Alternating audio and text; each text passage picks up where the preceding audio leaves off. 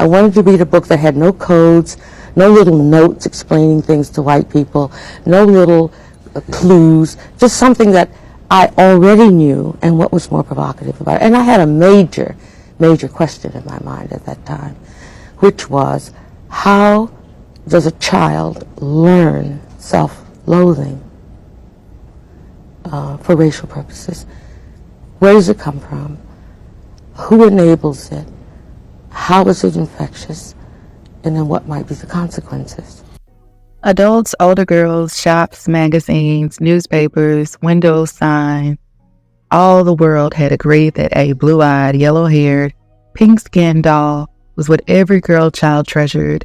Here, they said, this is beautiful, and if you are on this day worthy, you may have it.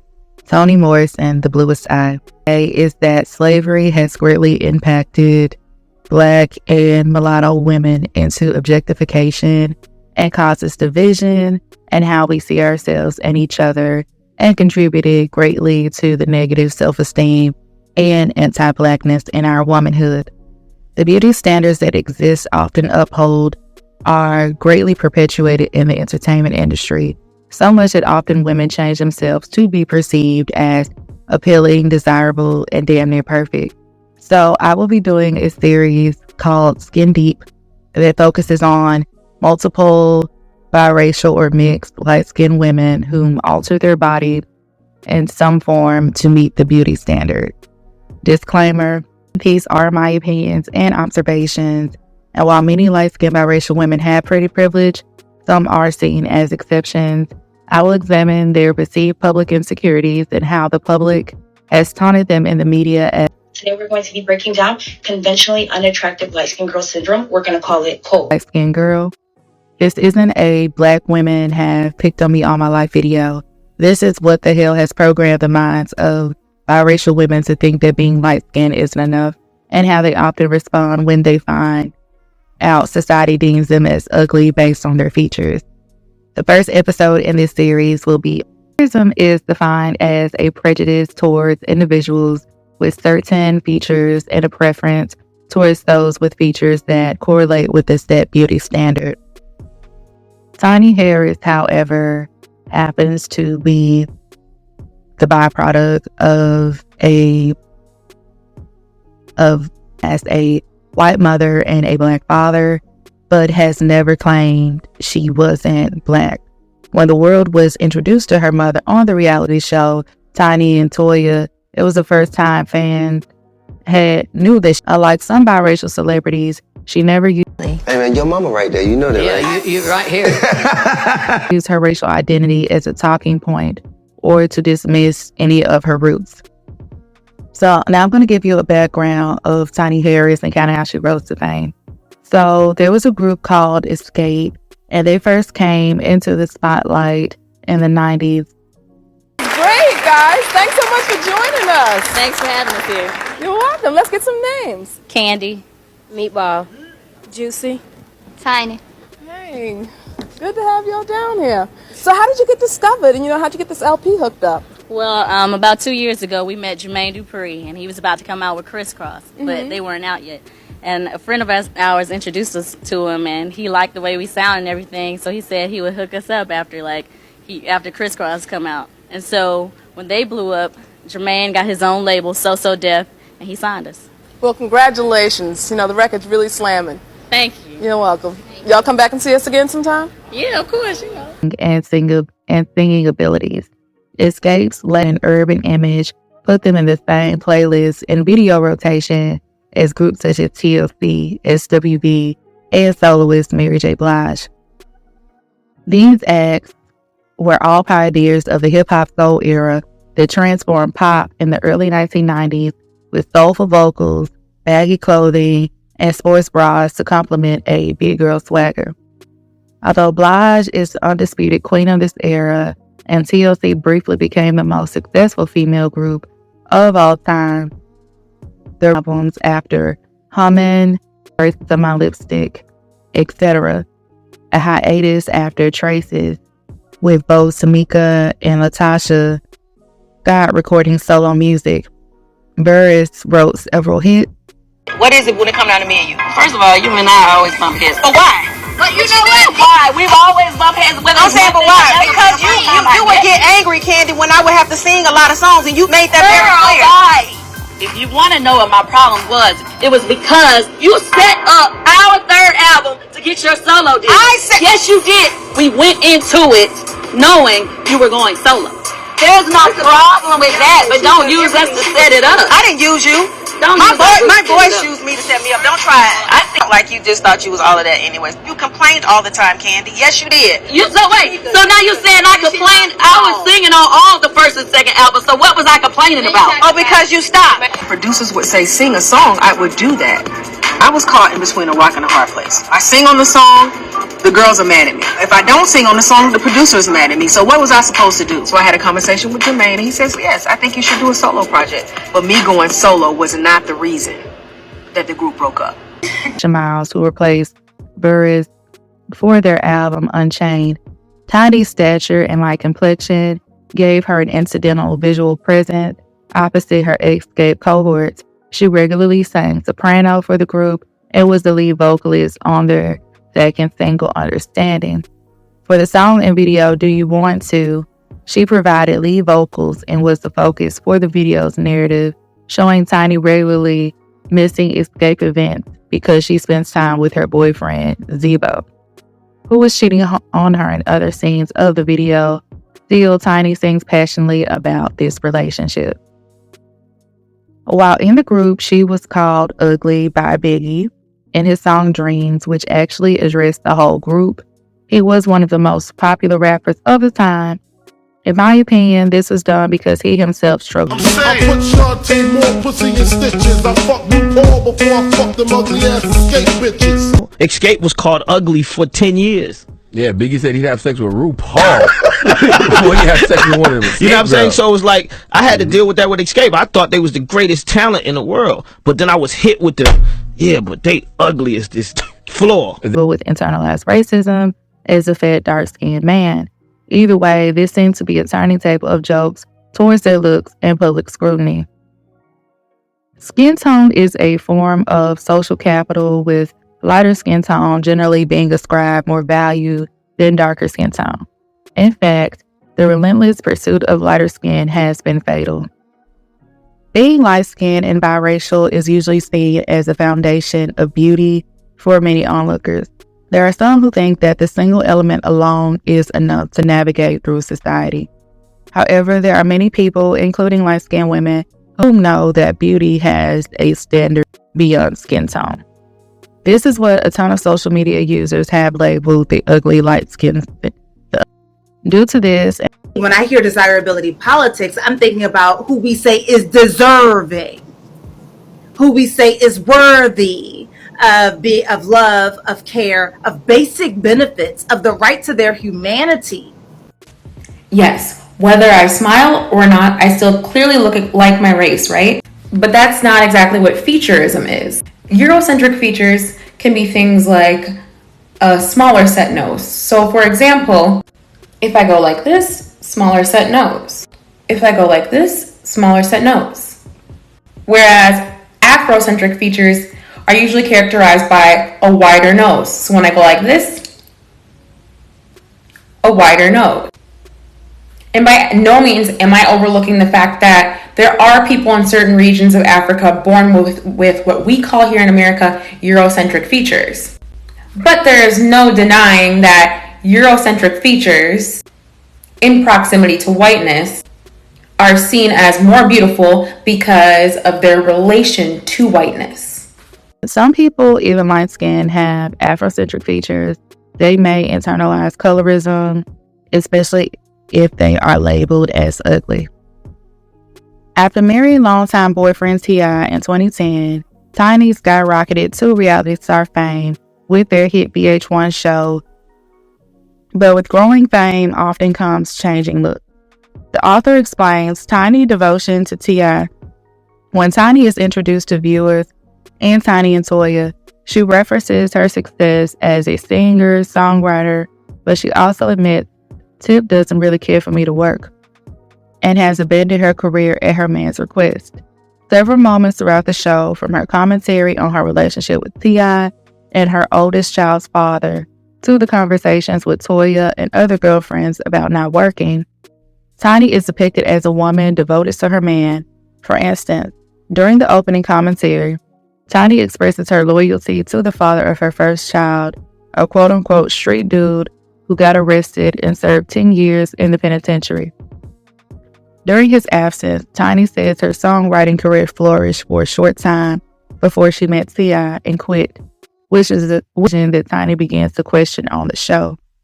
First, as she sits in her home studio, Drew walks in after dropping off Tiny's son and tells her that she had just heard the Xscape hit Just Kicking It on the radio, and it made her wonder if Tiny would ever return to singing.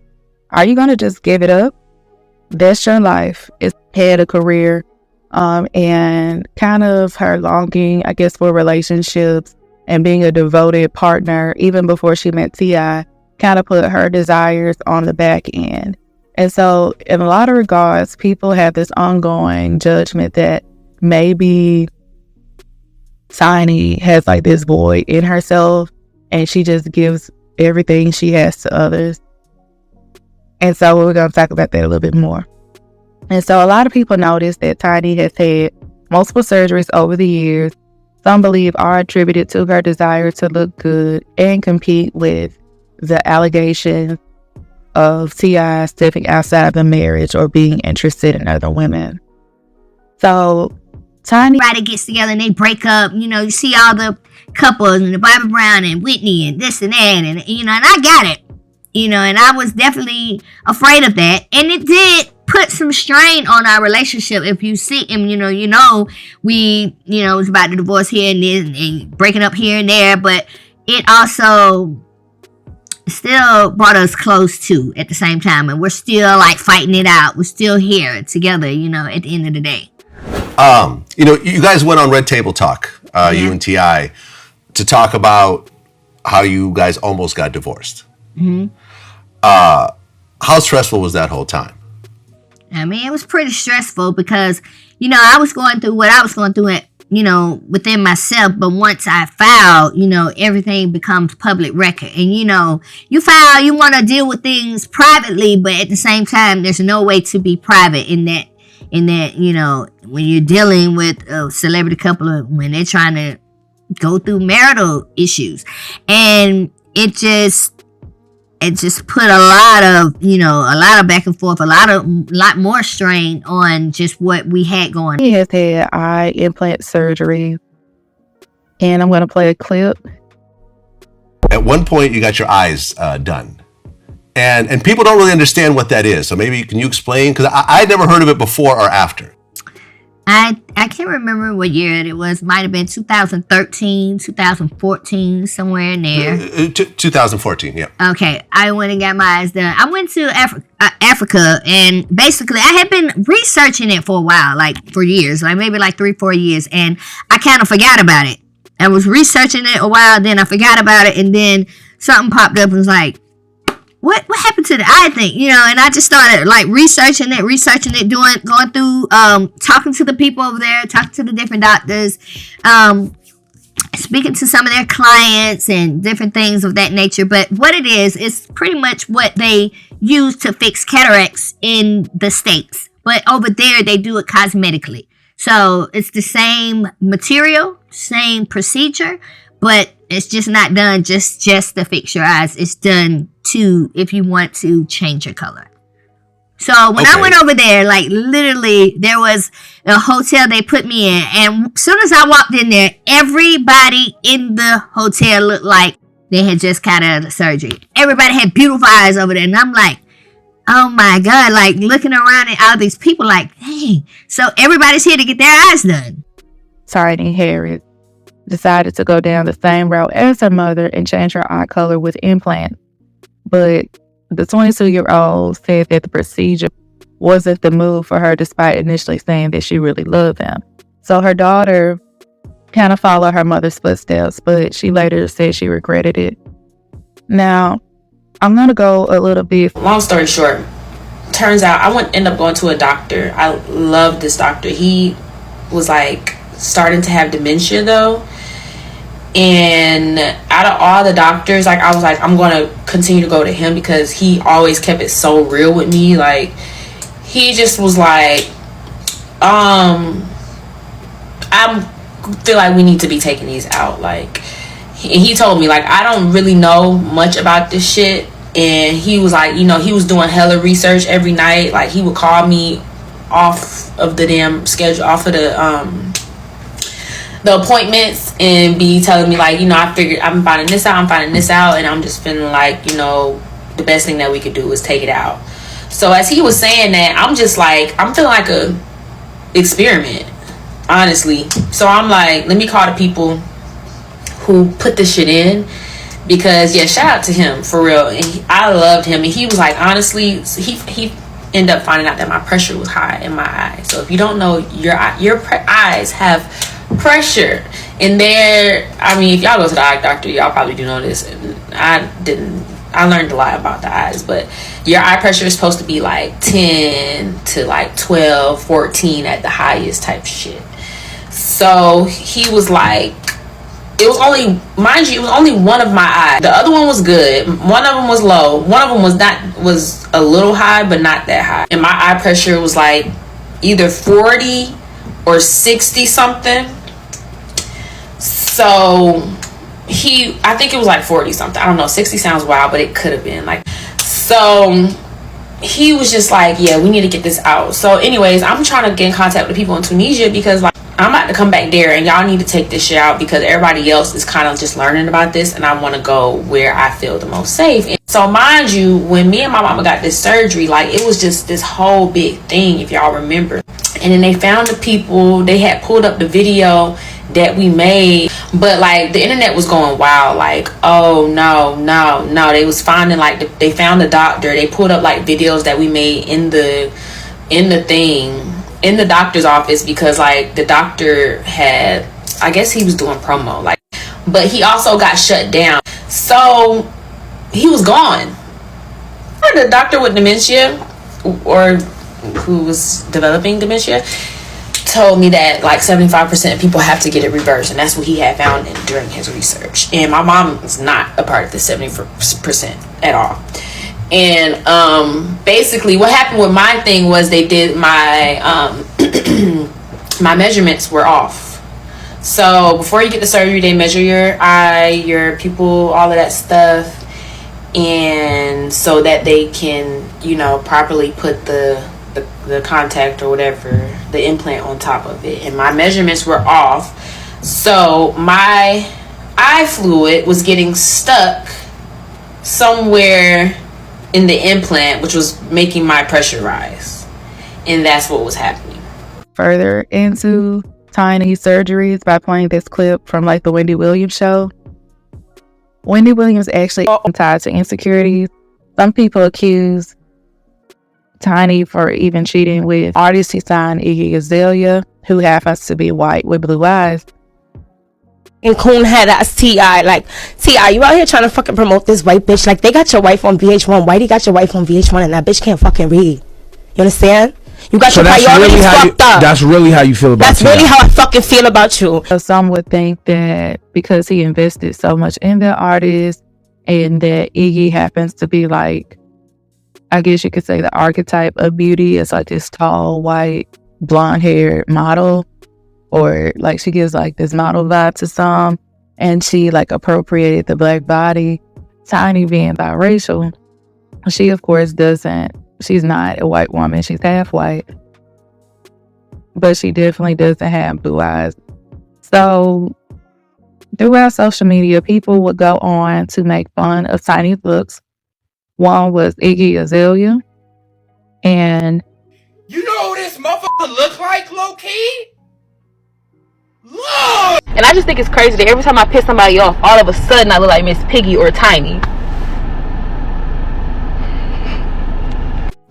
The reason why I believe that beauty is one of the ideological lungs of white supremacy, cis heteropatriarchy, capitalism, ableism, transphobia, homophobia, anti-fatness, the reason why I believe that beauty is one of the ideological lungs of each of those systems and those systems collectively is that beauty provides the socio-cultural logic to normalize and legitimize and reinforce each of those things. In other words, beauty is how each of those systems becomes normal, becomes legitimized, becomes valid in the minds of everyday people and within a culture. So long as you believe that people need to be seen as beautiful in order to be treated with value and worth and respect and dignity, well, it's the colonial white supremacist state that's defined beauty in its own image. And so it becomes a way that beauty is then inculcated even into the minds of the oppressed, who then instill their own hierarchies among women, among black people, and so on and so forth. And if you want to hear more thoughts, go listen to my podcast, okay?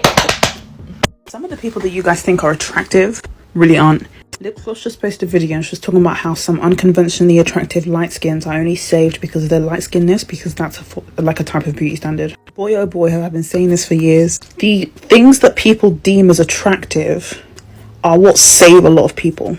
Because when you look at someone's actual face, not all the stuff surrounding them, like their hair, their makeup, their lashes, their skin color. If you look at someone's actual face and their composition, that's how you can tell someone's beautiful or not. Because it wasn't adding up. Some of the people that you boys were saying were ugly, dark skinned babes, I was like, look at her actual face though. She's beautiful. She's a beautiful girl. And the people that you lot were saying were paintings, take away the loose curls, take away the light skinness, yeah? Look at her actual face. She's not a Betty, mate, sorry. I'm not trying to be mean, everyone's beautiful in their own way, but you get it. Today we're going to be breaking down conventionally unattractive light-skinned girl syndrome. We're going to call it COLD. You know, it's really difficult to speak on this matter. I definitely get where this young lady's coming from because, you know, in the beauty sphere, lighter skin complected women are a preference, and it's really unfortunate because colorism does exist, especially in the Caribbean community. If people do their research, bleaching is very common in the Caribbean cultures. Like, people prefer to be lighter skin, and in reality it's all BS, because it's like we all should just love each other and support one another. I mean, brown, black comes in all different shades, and it's unfortunate that some people, you know, feel that others have better circumstances in life than others. I mean, at least with me personally, I feel like it's difficult because people don't see my blackness. So Something happened the other day and I haven't been able to get my mind off of it. I really think this is going to be the next pandemic, and those who have colds are going to be the most affected. It seems to be something that attacks the brain, causing what I would call a colorist processing disorder, where light-skinned folks, excuse me, so sad, just say things that are completely ahistorical and factually incorrect. It causes these illusions of phenomena that aren't actually happening, such as black on light black hate. The rest of society knows light black means gray, but those with CPD, it apparently is a synonym for yellow bone. I'm pretty sure that Queen Naija and Zoe Kravitz are behind this. I do not yet know a treatment. I'm simply just a messenger, but I think it's imperative that we start to do the research so we can just nip this in the bud before it gets out of control. Okay, this is beauty justice as you've never heard it described to you before, okay? I'm going to break down the logical arguments of beauty and where we can interject and disrupt the system. Okay, so listen to this. Currently, they have equated whiteness and beauty, okay? Then they've gone in and done a second thing, which is insidious and we take for granted. They have then equated beauty and worth. Okay, they've done that subconsciously, but also very consciously in the media, in attention. Who do we pay attention to? Who do we love? Okay, they've equated beauty and worth. They've said you can't be worthy unless you're beautiful. Then it follows logically that whiteness equals worth. That is the goal. This is the goal. This is the goal. For people to equate whiteness and worth, because otherwise, what is the purpose of beauty? What role does it serve in our consciousness if it's not helping to justify white supremacy? But they want us to focus here. They want us to say, oh no, blackness is beauty and fatness is beauty. But the actual work also, maybe also, it doesn't have to be binary, is here. We, the people, can control this. We can say beauty is not worth. Humanity is worth. So we're going to replace beauty with humanity, okay? Just being a human being makes you worthy. How divine is it that you are existing in your body as it is? That's worthy. That's worth, okay? Then this does not follow. Then the argument stops here. Then you do not have to be white, and you do not have to be thin, and you do not have to be able-bodied, and you do not have to be cisgendered, because we recognize the implicit worth in humanity, okay? Okay, follow me for more. Why the moment I started talking about how much I love my eyes as someone with dark brown or black eyes, that's when I started going viral. Like, why is it a crime? Like, the lengths people will go to try to get me to hate my features because they're not Eurocentric is crazy. And it'll never work also because like when people see me in real life, they always have a positive reaction to me. So it's like, y'all really get online and sing a black woman love herself just like, I'm so sorry that people have convinced you in your lifetime that the only thing that's pretty about eyes is if they're blue or green. I'm sorry. Needs to leave her alone. People age, and I'm sure a high percentage of people who get surgery are struggling mentally. No, she was never pretty. These pictures are altered. That's not how she looked like back in the days. The only thing she had was light skin, but that's your obsession, not ours. Someone says you don't have to be pretty. You don't owe prettiness to anyone, not to your boyfriend, spouse, partner, not to your coworkers, especially not to random men on the street. You don't owe it to your mother. You don't owe it to your children. You don't owe it to civilization in general. Prettiness is not a rent you pay for occupying a space marked female. Diane Vreeland. Tiny had great success, healthy children, a marriage, and a husband that worked with her building their empire. Most people never accomplish any of that during their lifetime. Another user says, I saw somebody write that T.I. did marry Tiny for her looks. How you know what he did? Everybody is attracted to different people. Some people might think Lauren London is ugly, and I think she's one of the most beautiful women on earth. He likes it, and that's all that matters. Maybe that's why what they have works, and why you're on your 5th relationship in 3 years, because you're together for your looks. Well, looks fade. And so, my closing question for you, do you think Tiny has body dysmorphia, or was she simply just enhancing her beauty? Let me know down below, and thank you so much for listening to Books and Looks TV. I'll see y'all next time. And what were the answers? You learn it from the society at large. Institution. But more importantly than that, at a certain time, the self-loathing can be reinforced by one's own family, one's own community. You know, that the concept of what is ugly can just be reinforced by people next door. I remember girls who weren't blonde, who longed for that and felt terrible about themselves. I mean, all this physical beauty business is painful if you have to do what you do now, which is cut yourself up in little bits. Most of us have no idea of the pain it causes people, because the society and the culture and the media and the magazines and the television and all the commercials bombard them with what it is to be attractive. And they define attractiveness in our culture, and they find what's good and what's bad. So that all of a sudden, if you don't look like that, you say, I don't like myself. And how do I go change myself? It's death. It's interior death. You never have an opportunity to develop what's really valuable, which is grace, balance, health, virtue, all those good things that each of us can be.